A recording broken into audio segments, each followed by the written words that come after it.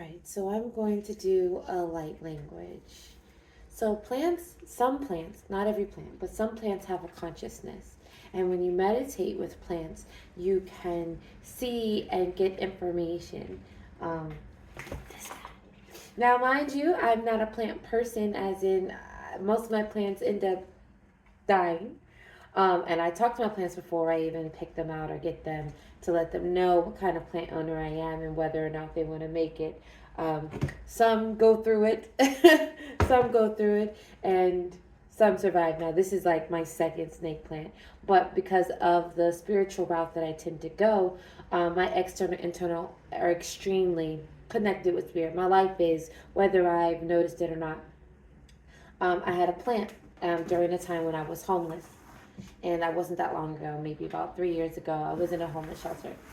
I only got this apartment because the homeless shelter helped me to get my foot in the door to be able to get it. So there's gratefulness and gratitude. This guy was a plant that I had in the homeless shelter, and it was thriving and doing great because the energy that I had there was with that. When I moved into this home, that plant started to slowly kind of die away, due to care, but usually it's a reflection of me. All of the things that I had taken, or just trauma experiences, pain, rage, anger, all of those things were were in that plant. Everything that I picked up in the homeless shelter, what I was doing to survive in the homeless shelter, and then these things are slowly dying away because I no longer need those survival skills to help me, and my plants are usually taking on my trauma, pain, emotional baggage that I'm not dealing with a lot, especially if it carries a lot of negative frequencies with it. Now, the reason why I know we're past that point is that the one that's really strong is solid, and that just lets me know that that's where I'm at, right? The growth of this home is shown in the plants that I bought during this home and the energy that I've retained. And lots of plants have died in the process when I was in deep depression, when I first moved in here, things of that nature. Now we're in this new stage. And the reason I brought it up was because someone needs to know this, or just in general, I want to share it, but there's a sense of someone needs to know that, yes, plants have a consciousness. Not every plant does. And if you meditate with your plant, it will tell you what it wants. It will tell you where it wants to move. And that's not a just a comment. It's a true thing.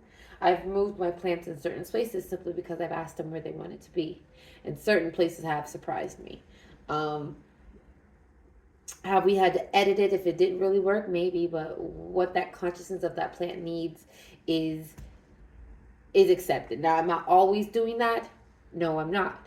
But I keep in mind of that. Am I meditating with my plants as often as I probably should? I don't. But here nor there. Okay, Spirit, way to let me know that I'm trying to share this beautiful insight with you guys, and then I'd actually really rarely take the actual advice that is given.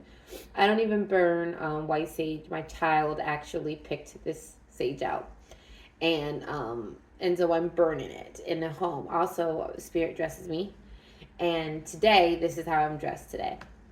And I usually put on a perfume, but instead of a perfume, I was given this desire to smell like incense, or even sprays, or just kind of that way, more conscious minded within the energy.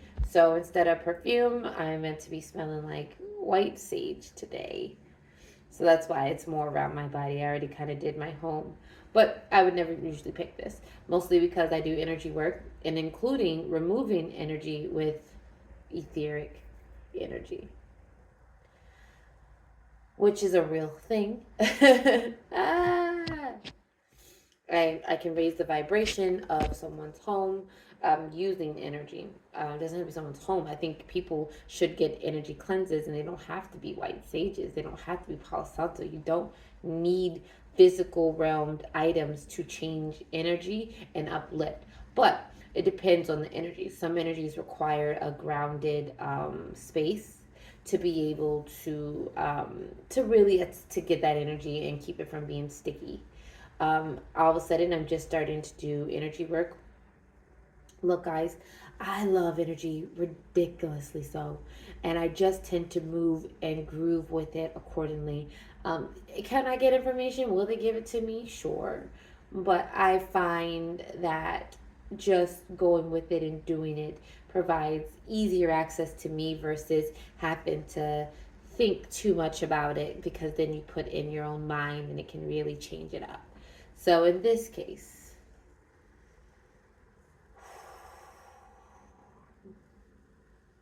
just working with the energy, removing, okay, and realigning. But that's really, I could say that did everything, because it's always adjusting, shifting, and realigning. You can't really shift energy without replacing it.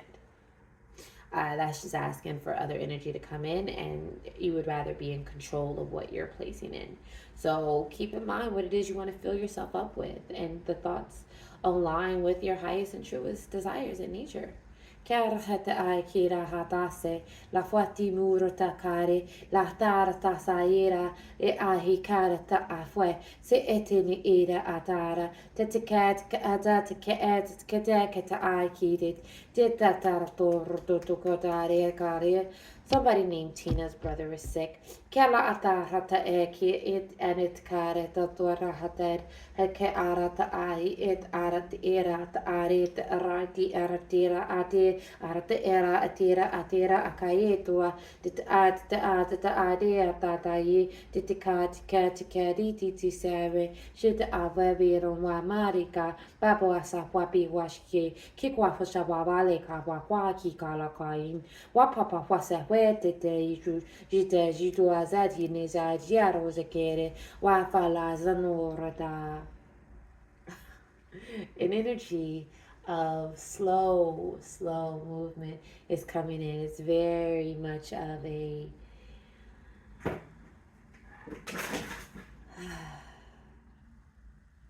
a sensual energy.